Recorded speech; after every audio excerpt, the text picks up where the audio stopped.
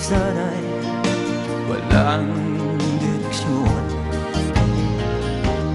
Tila kay lupit-lupit nitong panahon. Huwag kang mawawalan